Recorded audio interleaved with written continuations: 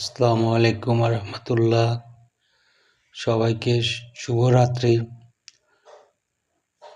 আল্লাহর নামে আমি শুরু করছি। এখন বর্তমানে আমি কমলাপুর স্টেশনে আছি। বেনাপোলে যাওয়ার উদ্দেশ্য, বেনাপোল এক্সপ্রেসে যাব। বেনাপোলে ওখান থেকে আমি কলকাতাতে যাব। তা আপনাদেরকে নতুন নতুন কিছু ভিডিও দিব ইনশাল্লাহ।